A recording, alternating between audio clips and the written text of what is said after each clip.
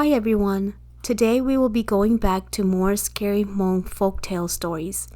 If you like our stories so far, please share our channel with your friends and family so they too can enjoy a good scare. With that being said, let's begin. I never thought much about the stories that my grandmother used to tell me until I moved to the United States. Growing up in a small village in Laos, tales of spirits and ghosts were as common as the rice fields that stretch over about us. But here in the land of the free, I thought that I had left those thoughts behind. I had come to America with dreams of a better life, leaving behind the misty mountains and the greenery of my homeland for the bustling streets of the city. My family had sacrificed everything to give me the opportunity, and I was determined to make the most of it. But as the days turned into weeks and weeks turned into months, I couldn't shake the feeling that something was off. It started with bad dreams. Then it continued with something dark that would always sit on me and paralyze my body every single time I went to sleep. I didn't want to think too much about it because I'm now in a better place. But every night I would dream of a shadowy figure looking in the darkness, its eyes burning red. It would whisper my name in a voice like ice, sending shivers down my whole body. And no matter how hard I tried to escape, I couldn't break free from this grasp. I tried to convince myself that this is all happening because of stress, that my mind was playing tricks on me. But deep down, I knew there was something that is more sinister at play. One evening, as I was walking home from school, I felt a sudden chill washed over me. The hairs on my back and my neck stood right up, and I couldn't shake the feeling that I was being watched. I quickened my pace, the sound of my footsteps echoing in the empty streets. But no matter how fast I ran, the feeling of unease only grew stronger. And then, out of the corners of my eyes, a shadowy figure stood at the end of the alley, its form flickering in and out of existence like a ghost. My heart pounding in my chest as I tried to make sense of what I was seeing. Was it real? Or is it just another figment of my imagination? Or did this thing follow me all the way from Laos? Before I could answer the question, the figure began to move, gliding towards me with an unearthly grace. I wanted to run, to scream for help, but my feet were rooted to the spot. And then, with a voice like thunder, it spoke. "Come with me," it said, its words echoing in the silence of the alley. "Come with me, and I will show you the true meaning of fear." I tried to resist, to fight back against the overwhelming sense of dread that's threatening to consume me. But it was no use. The figure reached out its hands, and as its icy fingers closed around me, everything went dark. When I woke up, I found myself laying on the cold pavement. The echoes of the figure's words were ringing in my ears. I stumbled on my feet, my heart pounding in my chest as I struggled to make sense of what just happened. The shadow that has haunted my dreams were real, and they were closing in on me with each passing days. And as I looked out to the city skyline, I couldn't help but wonder what other horrors lurked in the city. As I questioned myself, should I just go back home, where it's safe, or should I stay in this wonderful land and continue my dream? For in the land of opportunity, there are more nightmares that even the bravest soul dare not face. And as long as the shadows linger, I fear that I may never find peace that I seek. In the dense jungle of Laos, where the mist hung heavy and the spirits of the ancestors roamed free, my people, the Hmong, lived in harmony with the land. I grew up steady in the traditions of my ancestors. From a young age, I was taught to fear the unknown and to stay away from anything that would harm me, physically, mentally, or spiritually. One fateful night, as the village slept soundly beneath the watching gaze of the moon, I ventured into the heart of the jungle in search of medical herbs to aid my ailing grandmother. The air was thick with the scent of damp earth and decay, the darkness alive with the sound of unseen creatures lurking in the undergrowth. But as I reached out to pick a specific herbal plant, I got the feeling that I was not alone. And I knew that I was not alone, but I pretended not to notice or hear them.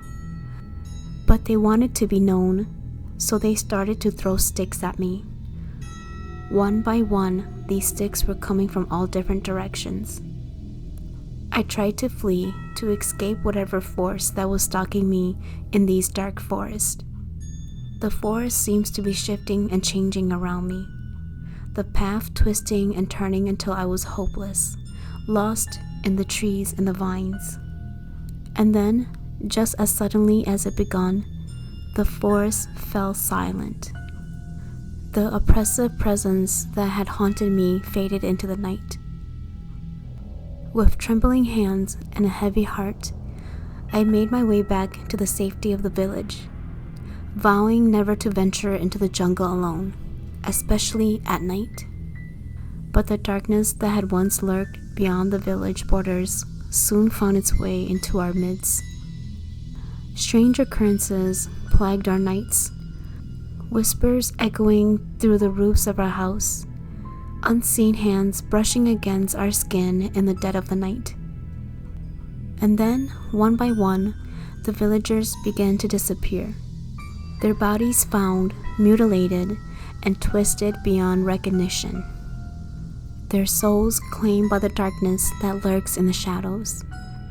Desperate for answers, we turned to the elders of our community, but their faces were filled with sorrow and regret as they spoke of the curse that had plagued our people for generations. It was said that long ago, our ancestors had angered the spirits of the land, and in their wrath, they had cursed us to suffer for eternity. And now, as the mist of the jungles closed in on us, we realized that we were powerless to stop the darkness that had threatened to consume all of us. But even in the faces of despair, there is still hope, a flick of light that shines over the darkness that surrounds us. And so, with courage in our hearts and determinations in our soul, we stand united against the force that seeks to destroy us, knowing that as long as we have each other, we will never be alone. Long ago, in the high mountains of Laos, there lived a Hmong couple who loved each other so much. Their love was so deep, deep as the roots of the ancient trees that towers over our village.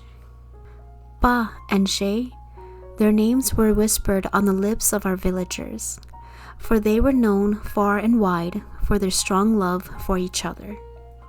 It was love at first sight. Their love grew bigger and stronger with each passing day. They made strong promises to each other under the bright moonlight, vowed to love and to be loyal to each other until their last breath. As the years gone by, one day a rich guy from the next village came calling for Pa, offering her family a dowry too great to refuse. Despite her tearful pleas, Pa's parents insisted that she marry the wealthy guy, for they could not deny their family's need for more money to uplift their life. So that night, Pa thought long and hard and finally decided that for the sake of her parents, she will agree to marry the wealthy guy. News broke to Jay as he watched helplessly as his beloved was taken from him. His heart shattered into 1,000 pieces as she walked away, leaving behind a trail of broken promises and shattered dreams. Before she left the village with her new husband, she gave a kid in the village one of her silver bangles and said to please give it to Jay for her. And so that child did as she asked. As the months passed, and Jay continues to look at the bangle that she had left him, Jay's mind became disoriented by the thought of revenge. His love twisted into dark thoughts. With each passing day, he grew darker, his once gentle personality replaced by some kind of evil force fueled by the pain of betrayal. And so, one dark night, as the village slept, Jay climbed up to the highest mountain and unalived himself. His broken heart unable to bear the weight of being without Ba. But even in death, his spirit remained in the mortal realm. His love for Ba binds him to the world of the living. From that day forward, Jay's ghost haunted the village.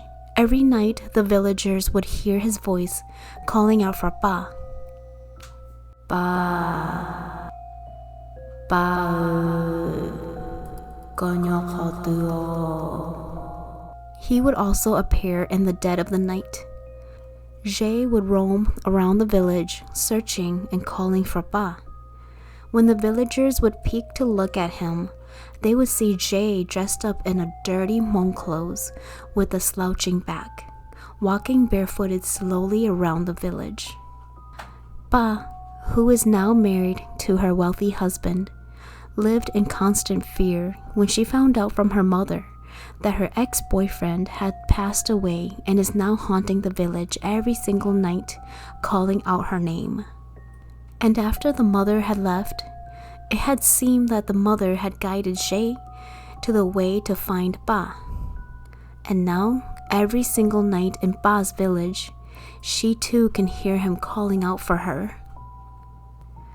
Ba.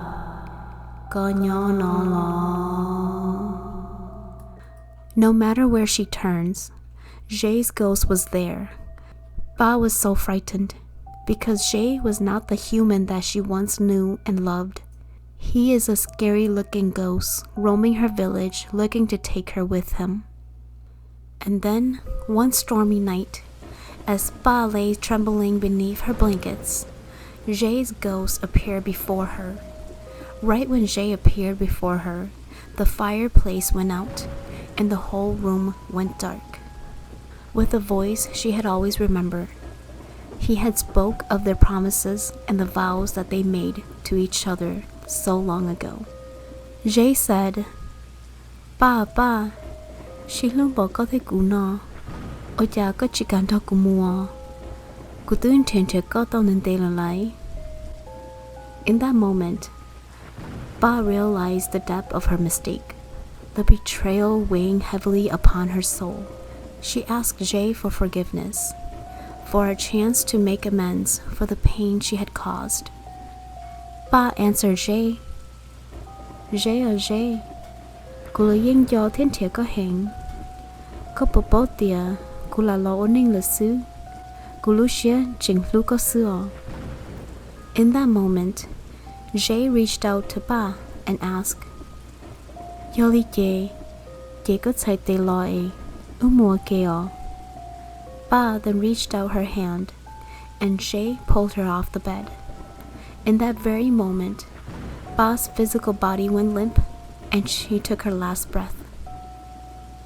Jay had taken Ba's soul, and they both held hand in hand and walked away out of the village and disappeared.